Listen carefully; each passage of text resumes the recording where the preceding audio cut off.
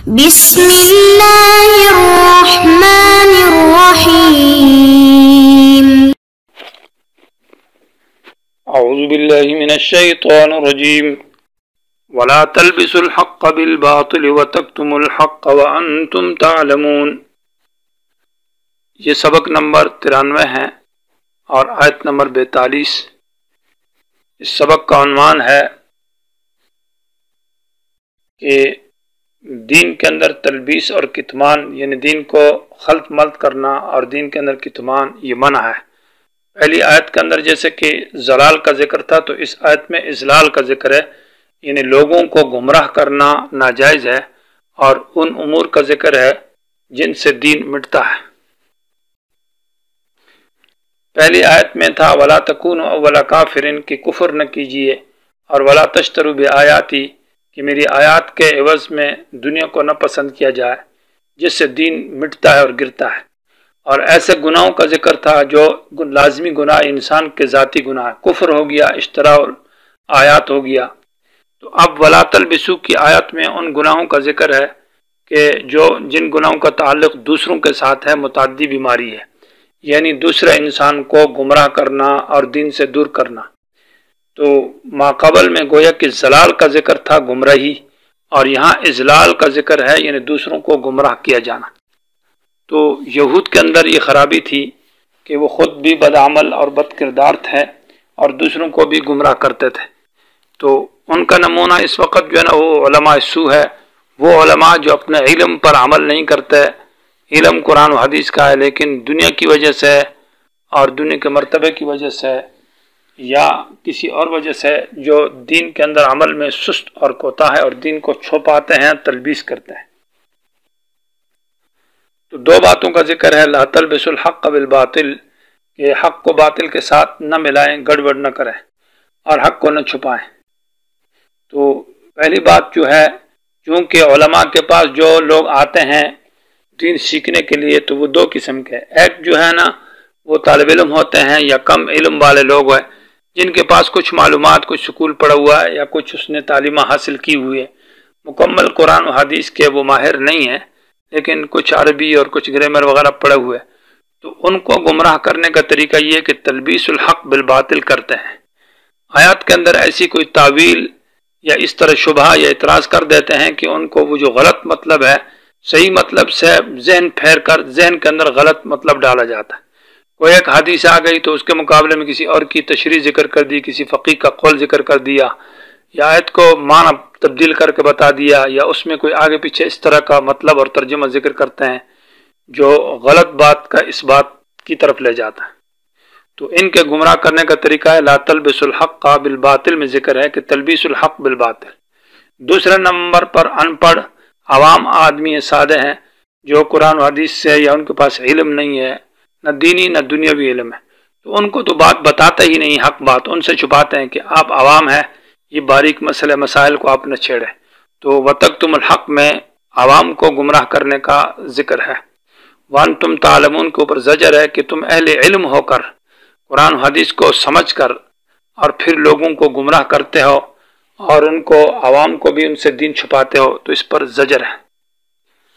لا تلبسو یہ لبسا یلبسو باب ضربس ہے، بمعنی خلط ملط کرنا، ایک چیز کو دوسری چیز کے ساتھ ملا دینا، اور مصدر اگر لبسن اس کا ہے، لبس یلبسو لبسن کا معنی کپڑے پہننا، یہاں لبس سے نہیں بلکہ لبس سے ہے، بمعنی اختلاط کے ہے۔ الحق سے ہر وہ عقیدہ اور عمل اور طاعت جو دلیل شرعی سے ثابت ہو اس کو حق کہا جاتا ہے، اور باطل سے مراد جو حق کے مقابل میں ہے، یعنی ہر عقیدہ، عمل یا قول جو دلیل شرعی سے ثابت نہ ہو، اپنی خواہش سے اس کو ثابت کیا گیا ہے یا من گھڑت دلیل پیش کی گئی اس کے لیے۔ باطل کے بہت سارے معنی آتے ہیں۔ باطل کا ایک معنی ہے ضائع ہو جانا ثواب کا، جیسے وَلَا تُبْطِلُوا اعمالکم اپنے اعمال کو، یعنی ان کا ثواب برباد نہ کرو۔ باطل بمعنی عبث کے بھی ہے، بیکار ضائع ہو جانا، اور باطل معبودی باطل کو بھی کہا جاتا ہے، اور باطل شبہات، غلط تعویلات اور غلط شبہات کو بھی باطل کہا جاتا ہے، حرام طریقوں سے مال لینے کو بھی باطل کہا جاتا ہے. لا تاکلوا اموالکم بینکم بالباطل مانا حرام طریقوں سے.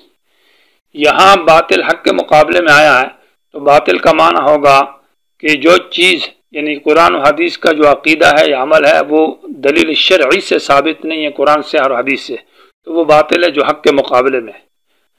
اور بات جو ہے یہ ماں کے معنی میں ہے تو حاصل ترجمہ یہ ہوگا کہ لا تلبس الحق کا وہ عقیدہ یا وہ عمل جو شریعت سے ثابت ہے اس کو گڑبڑ نہ کیا جائے، نہ ملایا جائے بالباطل غیر اس چیز کے ساتھ جو کہ قرآن و حدیث سے ثابت نہیں ہے اور جو غلط چیز ہے.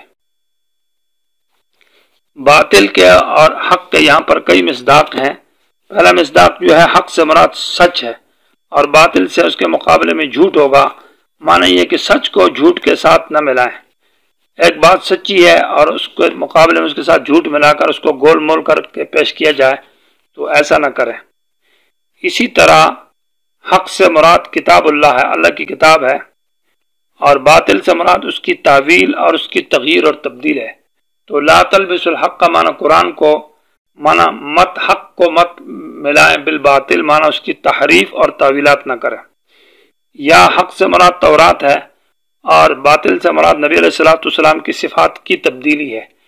تو تورات کو مت گڑبڑ کریں بالباطل معنی نبی علیہ السلام کی جو حق صفات ہے تورات کے اندر ان میں تبدیل کرتے ہیں، ایسا نہ کریں. یہود ایسا کرتے تھے. یہ حق سے مراد نبی علیہ السلام کی بعثت ہے اور باطل سے مراد نبی علیہ السلام کی بعثت میں یہ قید لگانا مراد ہوگا کہ یہ نبی صرف امیوں کا ہے، یہ تمام یہودیوں کے لیے یہ پیغمبر نہیں آیا. تو معنی وہی معنی کرتا ہے کہ حق کو باطل کے ساتھ مت گڑبڑ کرو. جو نبی آیا ہے تو وہ تمام لوگوں کے لیے پیغمبر بن کر آیا. اسی طرح حق سے مراد منزل ہے اور باطل سے غیر منزل اپنی طرف سے من گھڑت باتیں ہیں.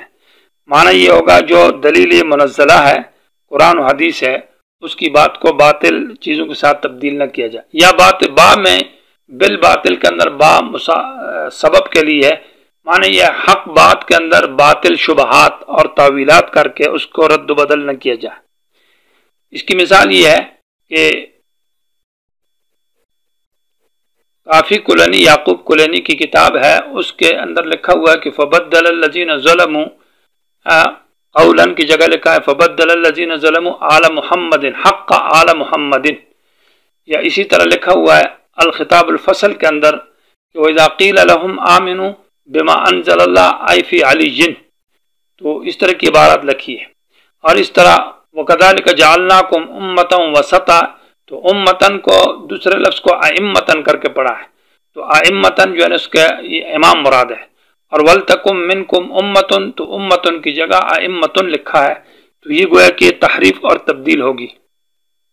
اس طرح حدیث دجال کے بارے میں جو حدیث آتی ہے حضرت عیسیٰ علیہ السلام آئیں گے تو وہاں حدیث کے الفاظ بخاری شریف میں یضع الجزیہ کہ وہ جزیہ ٹیکس کو ختم کریں گے، یا اسلام ہوگا یا جنگ ہوگا.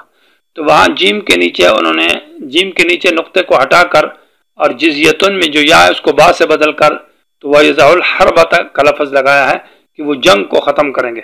یہ ایسی تحریفات اور تبدیلی کی گئی ہے. وَتَكْتُمُ الْحَقَّ اور تم حق کو چھپاتے ہو. تو یہ اصل میں لا تکتبو ہے، چونکہ اس کے اوپر لا کو حذف کر دیا اور تکتمو کو تلبیسو کے اوپر عطف کر دیا کہ تلبیس الحق بالباطل، حق کو باطل کے ساتھ جب انسان ملاتا ہے تو اس کی وجہ سے حق چھپ جاتا ہے. وَأَنْتُمْ تَعْلَمُونَ یہ لازمی معنی کیا جائے گا انتم اہل علم کہ تم علم والے ہو، یعنی علماء ہو کر قرآن و حدیث کو سمجھ کر پھر ایسا کام کرتے ہو کہ حق کو باطل کے ساتھ گڑبڑ کرتے ہو، شبہات پیدا کرتے ہیں، غلط عبارتیں اس کے اندر لگائی جاتی ہے، تعویلات کی جاتی ہے اور اسی طرح حق کو چھپایا جاتا ہے. تو اس میں زجر ہے کہ وَأَنْتُمْ تَعْلَمُونَ، یا یہ کہ وَأَنْتُمْ تَعْلَمُونَ الْحَقَّ کہ تم حق کو جانتے ہو اور حق کو جان کر پھر بھی اس کے اندر تلبیس اور اس کا کتمان کرتے ہو، یہ بالکل ناجائز ہے. ایسے کاموں سے اجتناب کیا جائے.